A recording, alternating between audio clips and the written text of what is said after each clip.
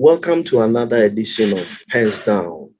Joining me today is a lawyer, a journalist, and a lecturer. He is the current president of the Private Newspaper Publishers Association of Ghana, PRINPAG, as well as the president of the West African Parliamentary Press. My guest is the managing editor of the New Independent newspaper, having risen through the ranks as reporter, deputy editor, and executive editor between 1995 and 2012. He is the immediate past dean of Ghana's Parliamentary Press Corps. His journalistic works have touched on exposing attendance fraud in Ghana's parliament, corruption in the police service, embezzlement at the Ghana Highway Authority, and blowing the lid off narcotic deals, among others. He lectures in media law and ethics at the GH Media School in Accra. He is a product of Ghana Institute of Journalism, Ghana Institute of Management and Public Administration, and the Ghana School of Law. My guest today is my senior colleague, Mr. Andrew Edwin Arthur. Welcome, sir. Thank you, my brother. Right. My first question, very curious one. You know, along the line for journalists, they branch into law.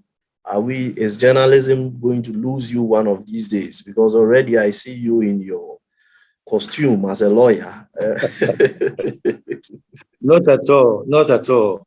I went to court this morning. I just returned to the office. That's why I'm still in my collar. But journalism will not lose me because I have a passion for it. That is why, even though I've been called to the bar, I still practice journalism as we speak today.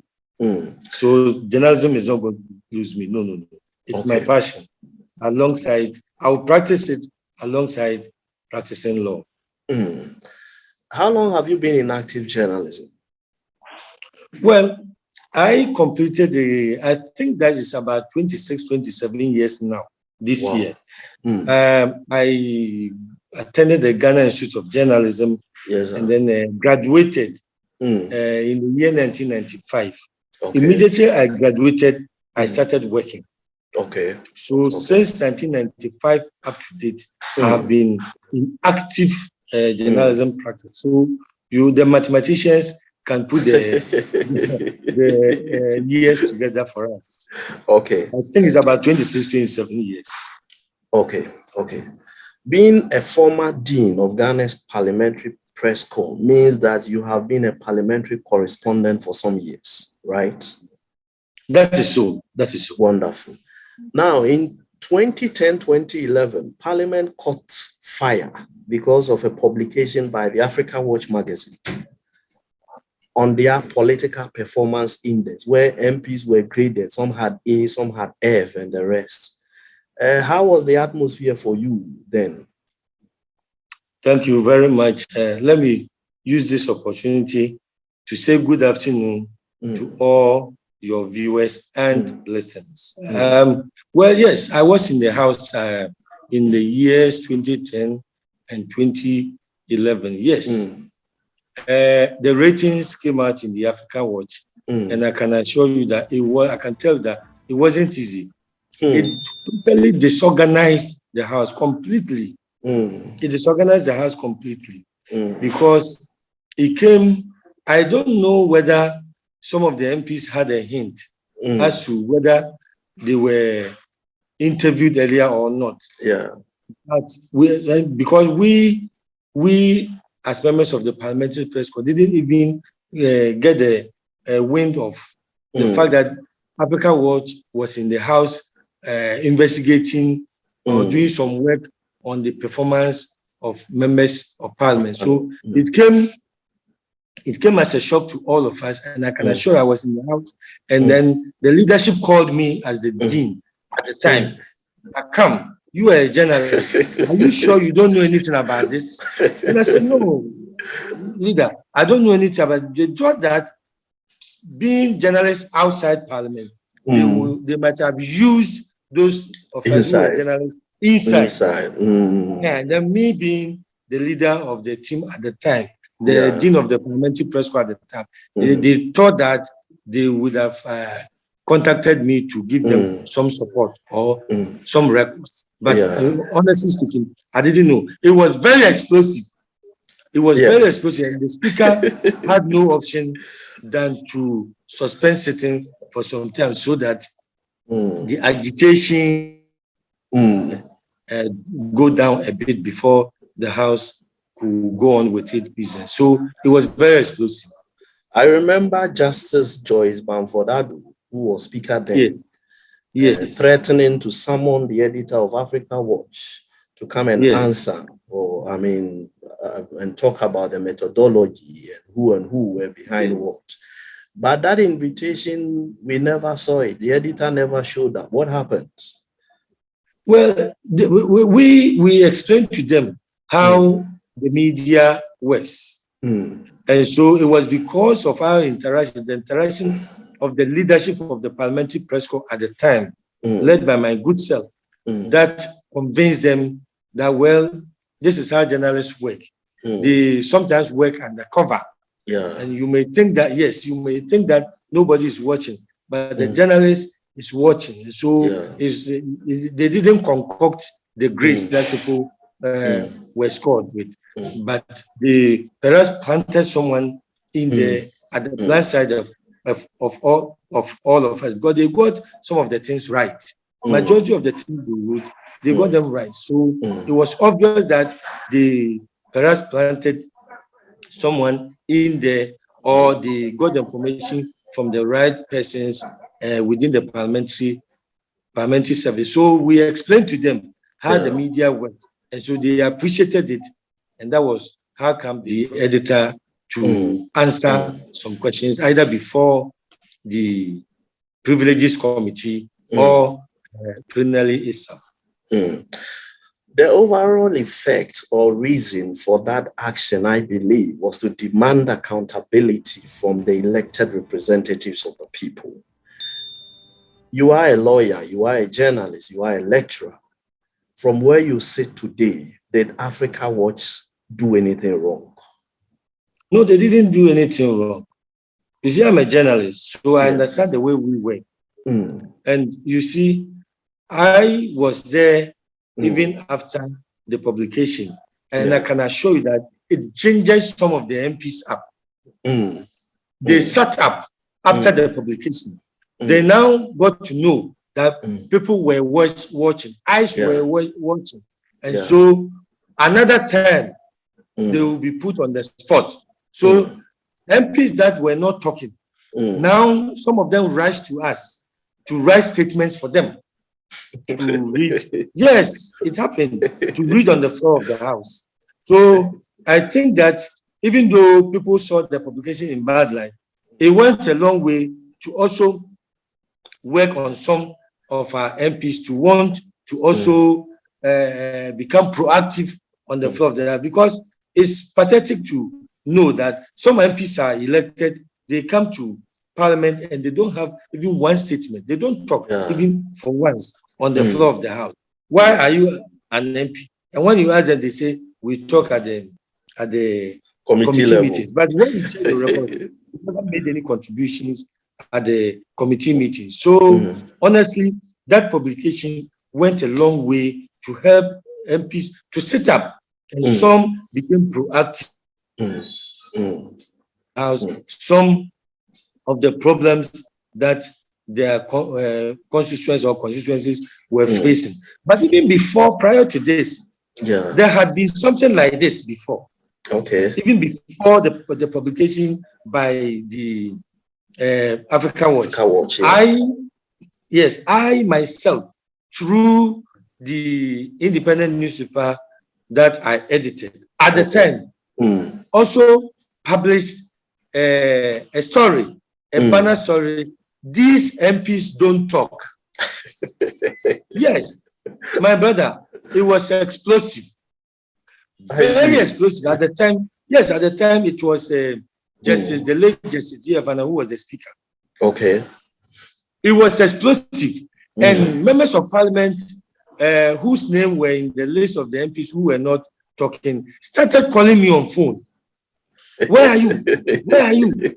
So that publication also that publication also disorganized. The speaker had to suspend sitting. So one MP who was close to me called me and said, "Look, MPs had started cursing me, and that I shouldn't step foot into the house that day, and that if they got me, they would skin me alive." And so at that time, I was in a car on my way to Parliament. I had no option than to drop and to return to the office and to tell them what was happening. But again, it also went a long way to ginger some MPs up to perform on the floor of the House. One other thing that I also did through my newspaper, the independent newspaper, was the absentee MPs. Yes. Some MPs will only come and sign their name, and they will never report to Parliament. They won't come to the floor. And so Parliament was always, in those days, almost always bedeviled with what? Issues of quorum. And so I took it upon myself to check the attendance, which MPs were there, which MPs were not there. So the leadership of the House, including the Speaker, they took this thing up seriously. MPs were rebuked. MPs were rebuked openly on the floor of the House. And so it got to a point that when MPs come to the House, they will come to the press gallery to come and show themselves to me that, Edwin, I'm here, I've come. It was funny. It was funny at the time, but I can assure you that it helped the House to see its members always present in the House. And I'm very happy that I was able to do so to help Mother Ghana. So that means you've been troublesome in the House for a long time, which is why probably... Well, not troublesome in quotes. Troublesome in quotes, my brother.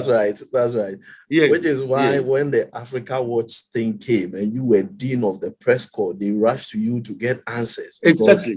With your track records, they felt, this one looks like his handwriting. So let's... Exactly. Yes. You are the president of the Private Newspaper Publishers Association of Ghana, PRINPAG. That is so. The birth of new media, what is called social media, has challenged the frontiers of print journalism. How are members of your group coping? Social media is now taking away your job. How are you coping? So easy. We are seeing a decline in the patronage of private newspapers in this country. And we are almost always on a daily basis brooding over this, because if care is not taken, this has the tendency or the potential of disorganizing us forever.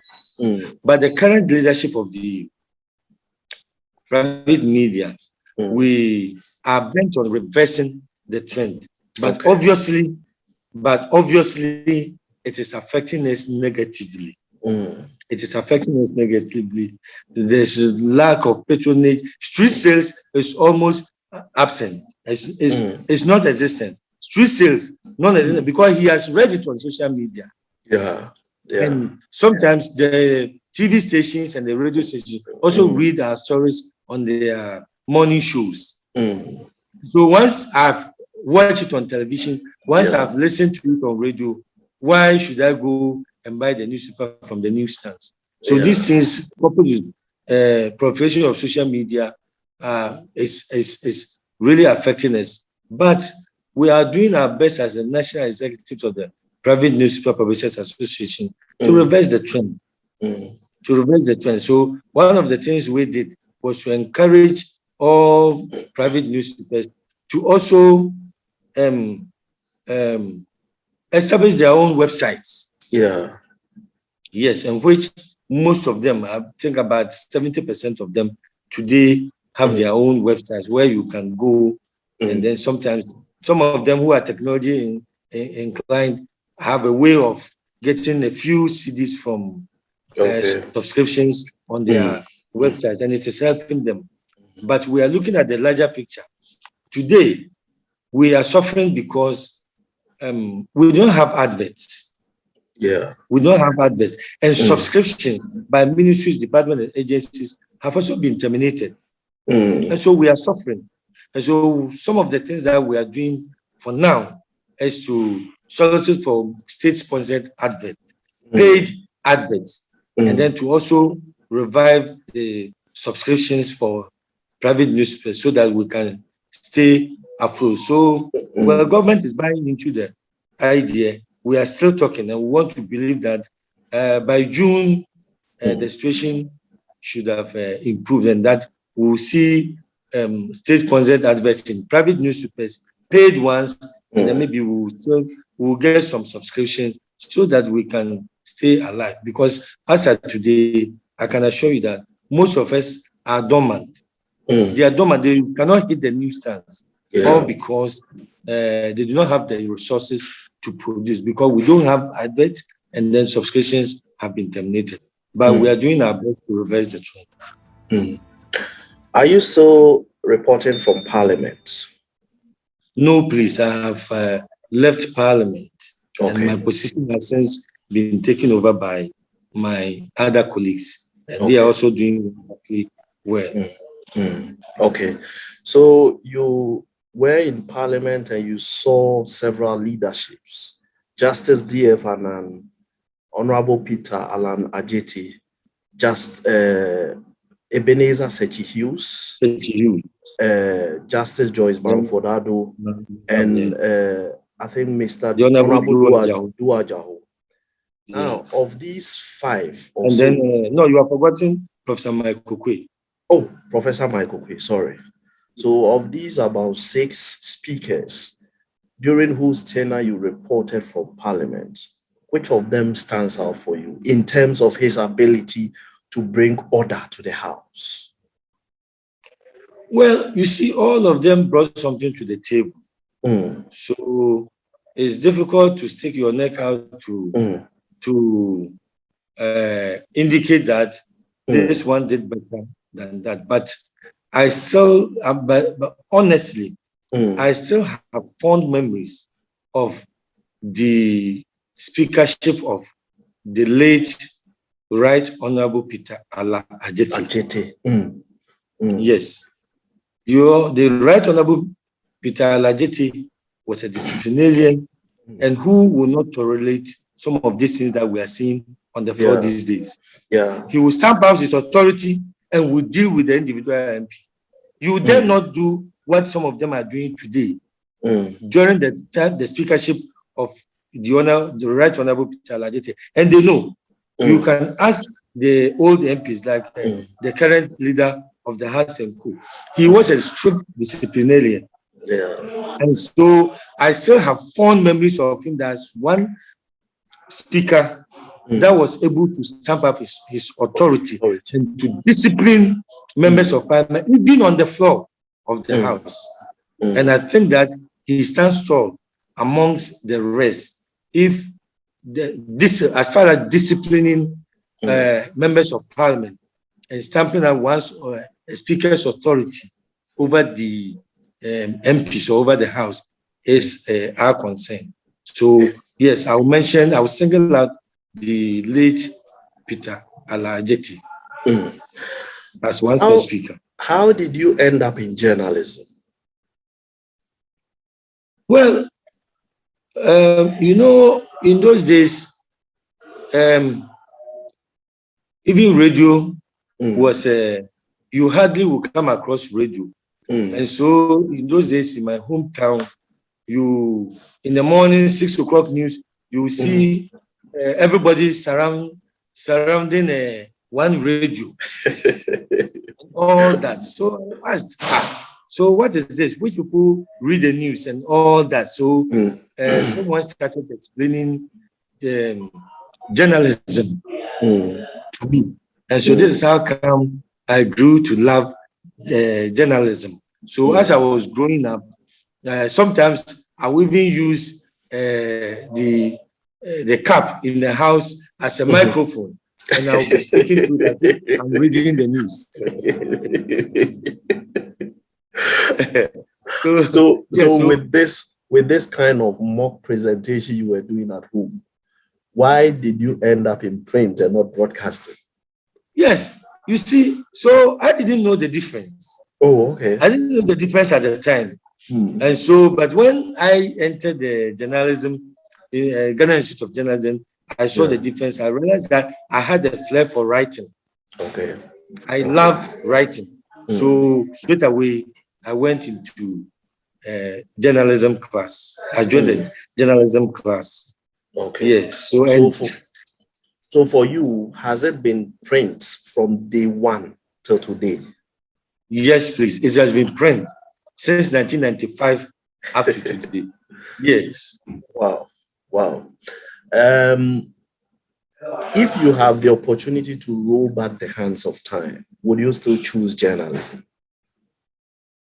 Yes, I will. But with some amount of hesitation, because it appears that the discipline that we saw in the profession in those days, they are missing in today's journalism practice. And I think that something must be done about it. So yes, I will still choose journalism, but it will be my prayer that discipline will be injected into the activities of all journalists in this country. And this is lacking today. And so we have charlatans, we have all sorts of people parading themselves as media practitioners, as journalists, and doing all sorts of things, engaging themselves in nefarious activities and tarnishing the image of this honorable profession.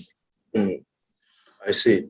Conditions of service of journalists is one of the things a lot of practitioners who want to look the other way rather than talk about it.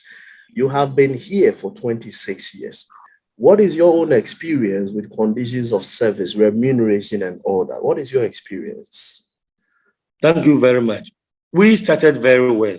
In our time, when you are going out for an assignment, you be given transport. Okay. By the office. Sometimes the office will drop you off at the assignment venue. Yeah. And then at the end of the month, you will receive salary. Okay. So we were fine from 1995 up to the year 2000 thereabout. But today, it is very pathetic to say that some newspapers don't pay salaries, not even a dime. And they do not also give their reporters transport. They are left to fend for themselves, to find their own means of transport to the assignment venues. And so your guess is as good as mine as to the kind of practice they will engage in. Because they need money for transport. They need money for transport. Apart from the fact they need money for transport, they must also take good care of their families. How are they going to do so? And when they are not paid monthly salary. So it's very pathetic today. Conditions of service for journalists is almost non-existent. So you can mention Graphic Times, GBC, Daily Guide, and all that. The rest, they don't pay any of their staff any salary. And so it is when they go on assignment and they get transport from the organizers of the event, that is what they use to fend for themselves. That is why we see a lot of journalists today cutting corners in order to survive, even though I condemn it. But if they don't do so, they will not survive. It's very sad, it's very pathetic. And this has to be reversed. So if you listen to us in Kumasi, we went to Kumasi for this media capacity enhancement program in Kumasi on Monday. And I had it as one of the issues I was going to raise. The president of the Ghana Journalists Association, Afemoni, raised it. So I didn't raise mine, but I raised the issue of welfare of journalists. And then even when we go on retirement and you meet some of our older colleagues, you will weep. So we raised some of these issues, and I know that I can assure that the Asantini says, well, these are critical issues you guys have raised. So he will call the attention of the Minister for Information and even the presidency to these issues, because the media play a critical role in our democracy, in the sustenance of all democracy, and in the development of this nation. And that they think that these issues are germane and they need to be resolved so that journalism can regain its past glory, so that we can hold our leaders to account, so that we can help deepen our democracy and good governance. Talking about deepening our democracy, political ownership of the media is becoming the commonplace thing today. What does that mean for our democracy as we grow? Thank you. Yes, I agree with you. And I have raised these issues oftentimes. But the fact that some news outlets, media organizations are owned by politicians should not necessarily affect our affect our mandate as the fourth estate of the realm. Yes, it's a profession, and we practice it in a way. We are guided by the ethics of our profession. And so the fact that a politician has established a radio station, a newspaper, or a TV station does not necessarily mean that we should throw the ethics to the dogs. No. Yes, you are working with a politician as your publisher, as the owner of your media organization. But that does not necessarily mean that you should compromise the ethics of your profession. We should enforce the ethics of our profession and tell him when he wants us to cut corners, whenever he wants us to trample on the ethics of the profession, we should be able to tell him that no, this is not how we were taught. We were taught to uphold the highest journalistic standard in our activities as media practitioners, and that even though you pay me, but the fact that you will pay me, the fact that you are my employer, does not necessarily mean that I should please you to the detriment of the ethics of the profession, which will benefit a larger society than an individual who is my employer. Yeah. Journalism has suffered a lot and it continues to suffer a lot of attrition. So many trained professionals are turning their back on their crafts and looking elsewhere for survival. Earlier on, you talked on issues of welfare. You talked about issues of welfare and all that. Could these be reasons, or are there other motivating factors which is making a lot of people turn their backs on the profession? Thank you. Yes, welfare is one of them. Service condition is one of them. If I write for a newspaper or for a radio station, I work with a radio station, a TV station, that does not pay me at the end of the month. Why wouldn't I leave for greener pastures? So it is part, welfare is part, service condition is part, and sometimes friction between some journalists have principles. They are principled such that when they are being dictated to, that this is how we expect you to work. And if the journalists think that no, this runs counter to the ethics of my profession, sometimes they say bye-bye to their employers. And I know a few of them who ended up that way, leaving their employment because they were asked to do things that they thought did not sit down with them. So in the midst of poor working conditions, among other things that are plaguing the profession, do you honestly believe that the fight against corruption, which is a principal responsibility of the media, will ever be won? Well, it's difficult. It's very difficult unless there's a paradigm shift, unless we decide as media practitioners to die a little for Mother Ghana. Other than that, we cannot help uproot corruption from this nation, because some of our colleagues are neck deep in all sorts of corruption. Also, they are engaged in all sorts of corrupt practices. And so we cannot, you yourself, you are corrupt. How can you write about against corruption? You cannot write against corruption. And so we can never win the fight if there's no paradigm shift, if things do not change as far as media journalism practice is concerned in this country. You are now a teacher teaching would-be journalists the law which they need to respect, which are like the injunctions they must observe in the line of duty. What is your honest assessment of journalism today?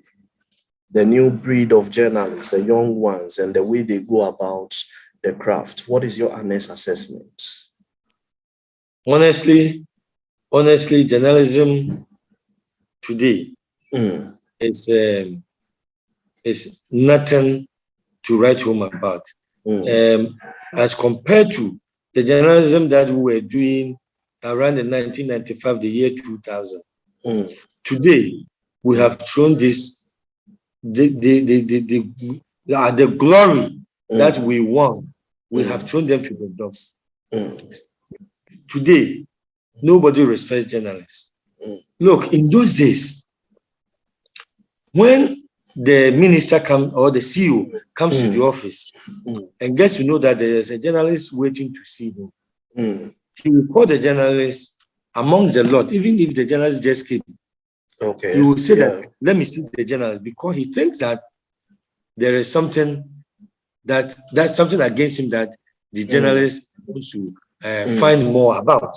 So he will want to. Today, when you go and tell a minister or a CEO that the journalist is there to see him, you can understand. Don't mind him. He's come to look for money.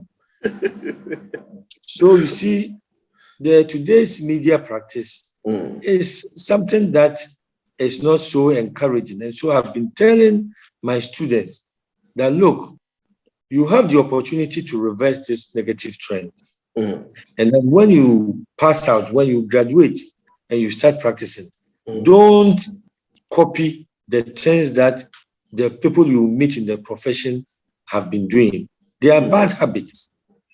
They are bad habits. Some blackmailing others, some telling lies against others, some concocting stories, and all that. These are bad practices that we must move away from. And so I've been telling my students that, look, you can still do genuine journalism, practice good journalism profession, and still make it in life. You will win the respect. Today, there are very fine journalists we have in town that are respected, that are being called by people in academia for them to put their issues across to them. People in the business industry to put their issues across to them. Why? Ask yourself, why are they not calling me? They are not calling you because perhaps you have tainted yourself as a journalist that is not disciplined, such that you have thrown the ethics to the dog. You are corrupt. You are this. You are that. And the people are watching. People are actually watching.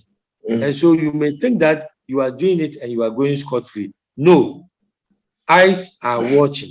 And so they will not call you, but they will call your friend because he has distinguished himself. Yes, so I've been telling my students that, yes, you still can come out as a journalist and make a difference, and you will still make it as a journalist. Do you believe journalists should be licensed in Ghana before they can practice? I strongly believe so, that yes, indeed, we should be regulated in a way, but not regulated by the government such that it affects the independence of the media. No. But you see, because I'm a lawyer, I have seen how lawyers have done it and have succeeded. There's a lot of discipline among lawyers. And as a lawyer, you cannot even misbehave towards your client because there are consequences. There are consequences.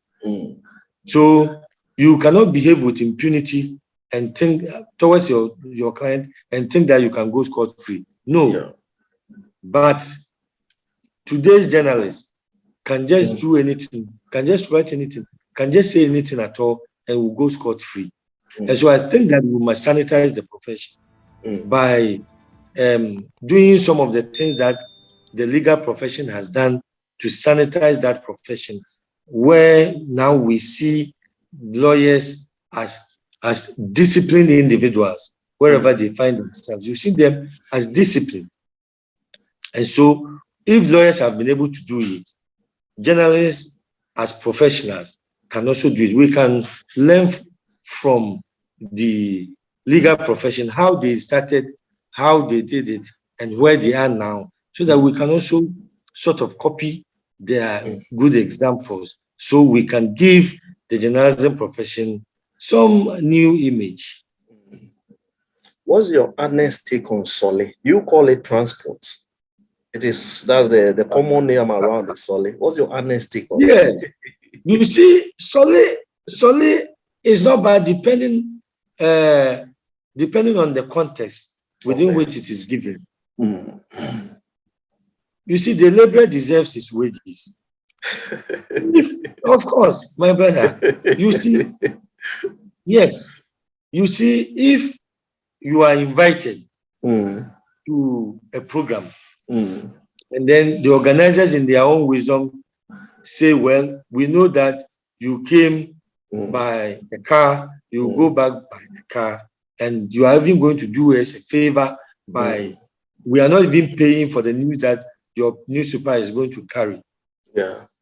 And that space, if we are supposed to publish, if we are to publish adverts on that space, we are going to get some few CDs. Yeah. But if we are going to carry it for free, and in their own wisdom, they think that, let's give them their transport. That one is not bad. But it becomes bad where we go chasing after organizers after programs that give me transport. How can you? Sometimes some of our colleagues end up fighting the organizers, the PROs and public affairs directors. There's a real sense of entitlement when it comes to exactly. some of them. Yeah, exactly. But if the organizers on their own decide to give it to us, I don't see anything wrong with that. But we shouldn't go fighting for it as if we are entitled. No, that is wrong. Does it have any is it possible Sole can influence a story? Is that possible? Oh, it does. It does in a lot of ways. Sometimes when you don't even give them Sole, they don't even write the story at all. And sometimes when the story is also big, they also do the story with a lot of enthusiasm. So it does. It does. Sometimes reporters will come back from assignment and you see him quickly and then busily typing the story. Then you see that, yes, the story perhaps was good. Sometimes he will come back from assignment. Please, we are going to bed at 4 p.m. So we need the story. Oh, editor, I'm coming. I'll do it. Then perhaps you see that there's something wrong somewhere. Perhaps the story wasn't good or there was no story at all. But he's forced to write the story because the editor sent him. So he has to write the story anyway. So he will dilly-dally a bit and delay in putting the story together for the editor. So it does a lot of ways by influencing the journalists to decide what kind of story to even do in the first place. I see. You've been at the Independent all your life in journalism. Yes. I'm curious, have you never gotten tired of working there? Why have you been able to stay at one place all these years? What is that thing which is keeping you at post there? Well, you see, I joined the Independent at the time that we had a publisher that was a strict disciplinarian. Okay. And a liberalist who would want to give everybody the opportunity to shine. And I'm talking about Ambassador Kabrable Amir. Okay. Who was the publisher or the owner of the Independent newspaper. He ran the newspaper until after 2011. Okay. That he called me and told me that he would want to hang his gloves. He would want to retire from active journalism. And so he would want to rest the publication of the Independent newspaper. Okay. So he told me that if I was interested, I could register a newspaper myself and then publish it. So that's how come I registered the new Independent newspaper. And so the new Independent newspaper is a newspaper that I publish myself as the owner. Yes. I see. Yes. I see. So there's a little bit of difference. Yes. When I saw the new Independent, I thought it was a rebranding for the then Independent. No, it's a change of ownership. Okay. Yes. Okay. I see. You are now a teacher, training would-be journalists for them to also come and add to the democratic debate. One thing I have realized is that even for the issue of attrition, it starts from the training institutions. PR classes are always overflowing, but journalism classes have limited numbers. Have you spoken to your students? What is it that is not attracting them to take journalism, even from the classroom? Thank you. My interactions with them, what they told me was that they see journalists as professionals who are struggling to make ends meet. Yes. But when they go on practicals and they are sent on assignment and they have to go and say hello to the PRO of the institution or of the organizing institution, they enter his office, big office, fully aircon. There's a fridge, there is this, there is that. So they think that those who practice public relations are better endowed in life than those of us who are practicing journalists who always have to work, join trotro, assignment and back to the office. But the PROs, some of them have been given official vehicles by their organizations. So they think that there's the prospect in becoming a public relations officer are better than those for those who learn to become graduate to become journalists who do the legwork, who have to walk from one place to another. So that is what they have been telling me. They think that we don't look prominent, but they look more prominent, and so they think that they will be better off there than becoming journalists, so to speak. Yes. You are the president of the West African Parliamentary Press. What exactly is your job, or does your role entail? Okay. Now, you know, all the countries within the West African region have parliaments. Yes. And in there we have parliamentary correspondents. Yes. And so our association is the association for all journalists who cover Parliament within the sub-region, the West African sub-region. Yes. And so we try to organize refresher courses for them. We try to organize training program specialization for them, because, you know, Parliament is where we talk about everything. Yes. Economics, politics, trade, and all that.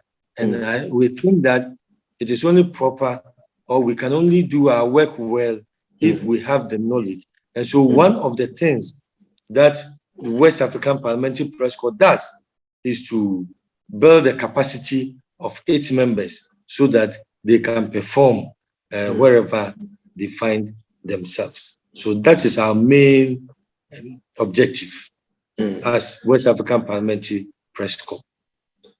As a lawyer and a journalist, you are caught up between two full-time professions, each of them equally demanding. How many hours do you sleep in a day? That's the question. That's a big question you must ask me. But I'm able to cope. I know I do some time management. So I do my journalism work, I do my lawyer work, and I have some time to also rest, because if you don't sleep, you can't cheat nature. It will also come back to disturb you one day. So I balance the three: sleeping, doing my work as a journalist, and doing my work as a lawyer. I have some time to sleep. Now, is your foundation in law now giving you some impetus for a much bolder practice in journalism? Because now then it means you are grounded very well in the law, the limitations, the injunctions and everything. You have a higher advantage than an ordinary trained journalist who has only learned media law, which is not exhaustive of every law that should be observed. How is your foundation in law helping your journalism practice? Exactly. It's really helping me. Now, there were a lot of things that I didn't even understand. Even when I had practiced journalism for 10 years. But because I became a lawyer, I now understand some of these things, and I bring these things to bear on the production of my newspapers. So you hardly will read anything libelous in my newspaper. And I'm also emboldened. And when I'm dealing with it, sometimes when I call, my boys are doing a story, and then someone will call me, I'll see you, I'll drag you to court. I say, oh, don't worry. Don't worry. Because I'm not afraid. Because I know that I will read the story, I will edit it, and I will take out all the libelous materials from it. So, yes, indeed, my knowledge of law is helping my journalism practice a lot. And I thank God for giving me that idea of venturing into the legal profession. You think Africawatch should have continued this political performance in there? Should it have been yearly? It looks like after 2011 it stopped. Yes, they should have continued. In fact, if you do it objectively, there will be no qualms about it. So I think that they should have continued. Well, it wasn't anything bad. I mean, it really gingered, I was in Parliament, and it gingered MPs to perform. And so it wasn't bad after all. It wasn't bad after all. So maybe they could have refined it in one way or the other and could have continued to do it, because it will go a long way to help all of us. How can an MP come to Parliament for 4 years to come and only to warm the benches, not to say anything? But after these things, we saw MPs coming out, getting statements written for them about the problems in their constituencies, about national issues, and reading them on the floor of the House and attracting contribution from their colleagues. And so it was a good thing. So I think that they should have continued. It's not too late. They can start again. Did any sitting MPs lose their seats because of that publication? Exactly, a lot of them. Yes, they did. Look, the one that I did in the year 2000. Yes. These MPs don't talk. Yes. Yeah, it was the basis that was used by the NDC at the time to select 8 parliamentary candidates.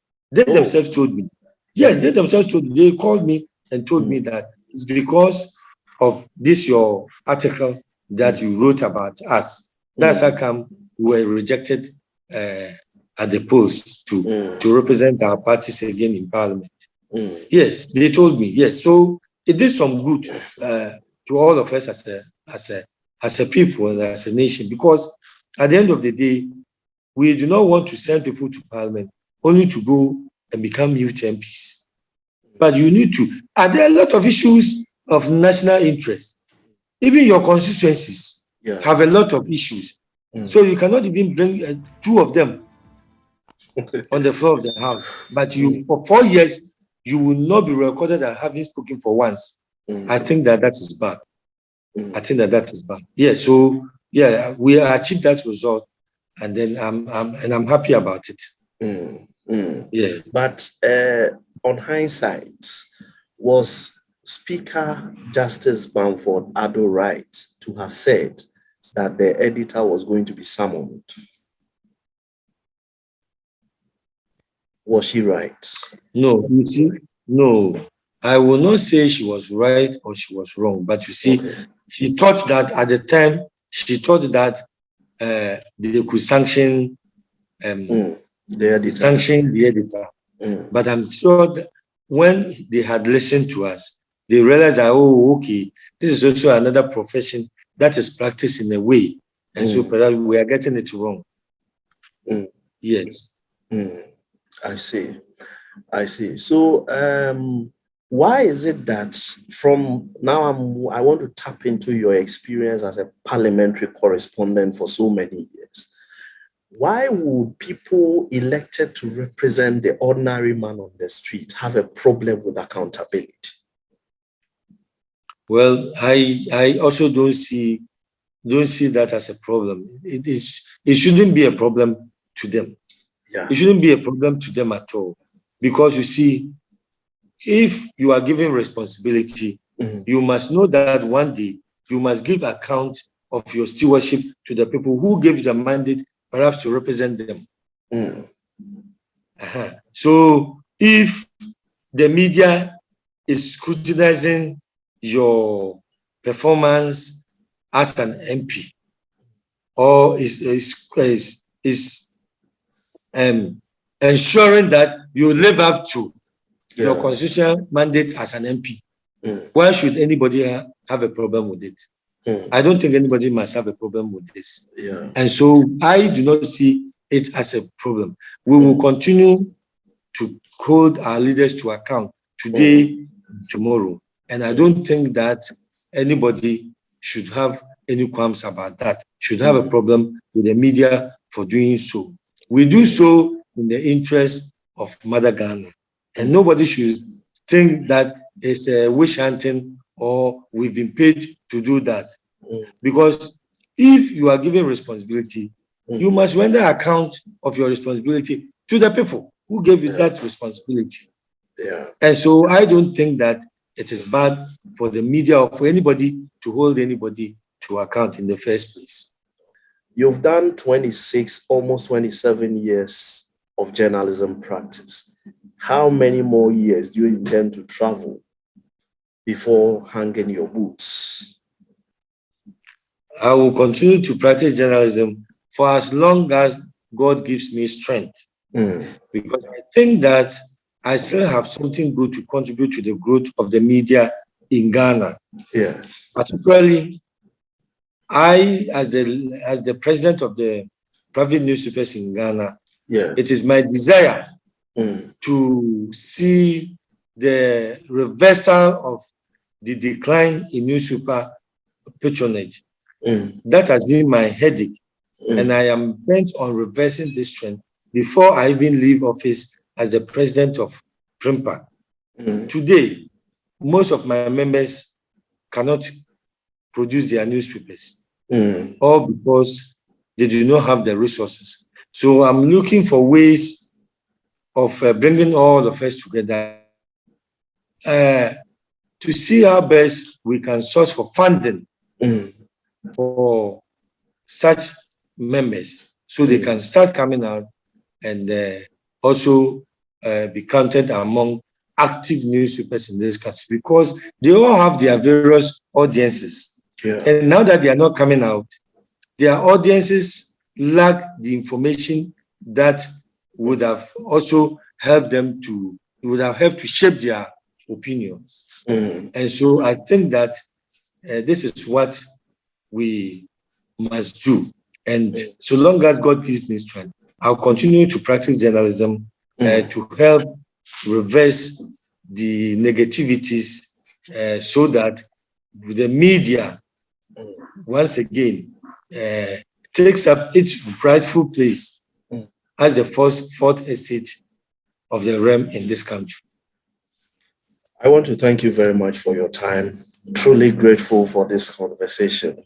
Thank you very much. This has been Pens Down, and we've had an engaging discussion with my senior colleague, Mr. Andrew Edwin Arthur, who is the managing editor of the New Independent newspaper. We'll be back next time with yet one more journalist talking about his or her journalism journey. Thank you, and stay tuned.